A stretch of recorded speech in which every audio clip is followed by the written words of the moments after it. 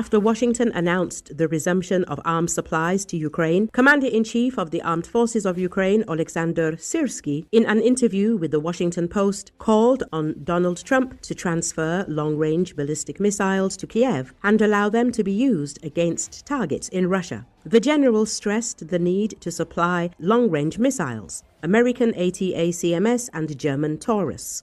The main condition in the absence of restrictions on the use of these weapons on Russian territory. Such missiles, Syrskyi said, will slow down the production of missiles and drones in Russia itself by striking the corresponding factories.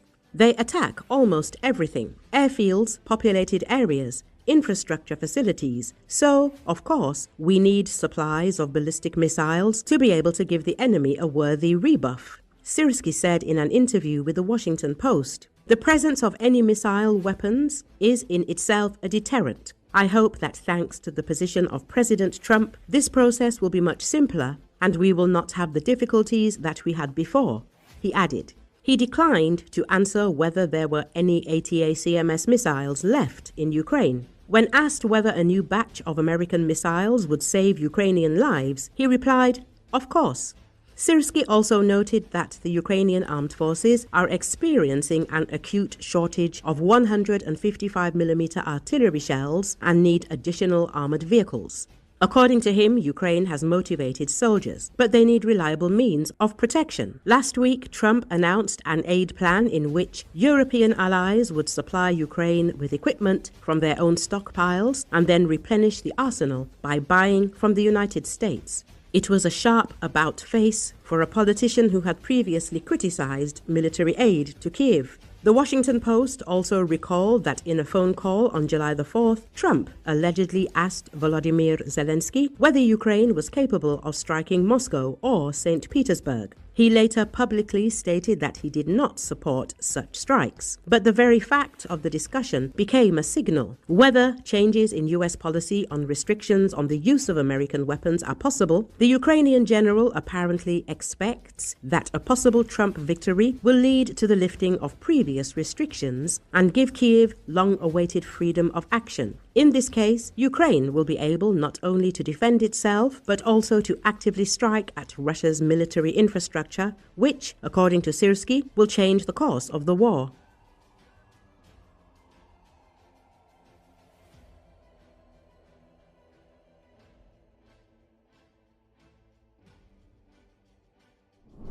Ukraine and Israel have agreed to strengthen their bilateral cooperation to address security threats and tighten economic cooperation, the foreign ministers of both countries said Wednesday during a meeting in Kyiv.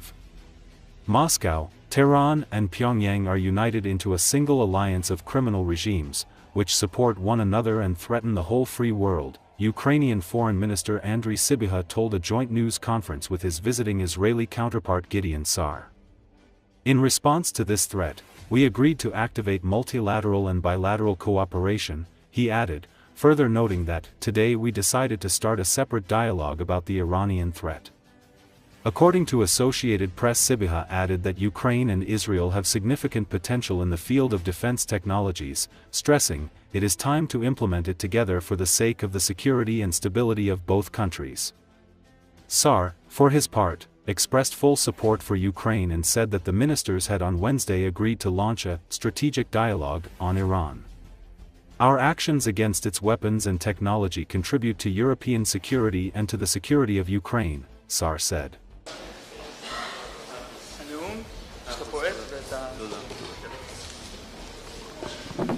Це його перший офіційний візит до України, і ми розглядаємо його як вияв готовності до розвитку наших двосторонніх відносин.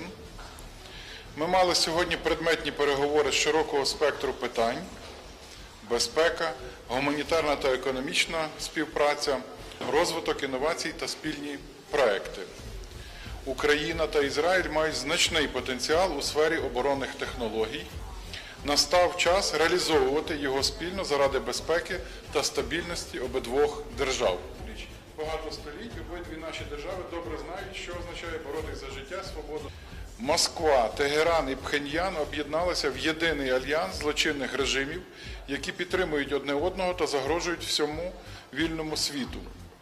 На тлі цих загроз домовилися активізувати багатосторонню і двосторонню співпрацю.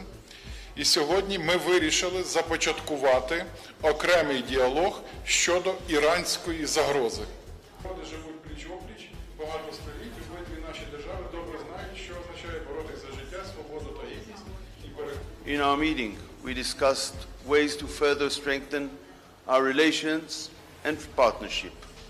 We discussed the security threats to Europe and the Middle East, to Ukraine and Israel, and ways to work together.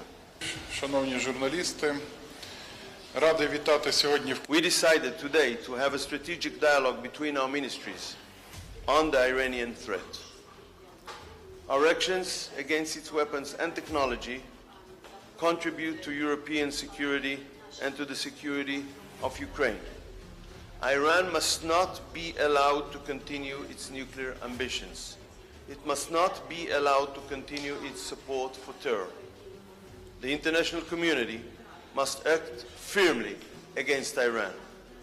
I call on the E3 countries, Germany, France, and the UK, to activate the snapback now.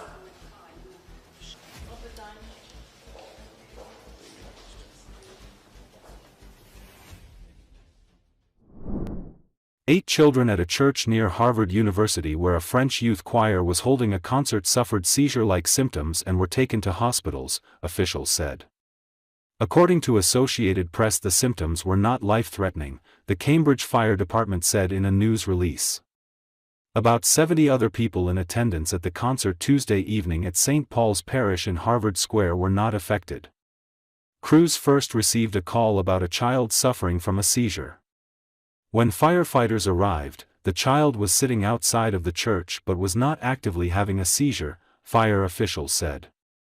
The department's hazmat team completed a thorough survey of the St. Paul buildings utilizing several air sampling meters to ensure that no hazardous conditions were present, the news release said.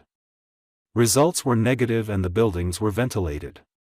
St. Paul's Facebook page said a French youth choir, the Chœur d'Enfants d'Île-de-France, was offering a free concert at the church on Tuesday night as part of its 2025 U.S. tour.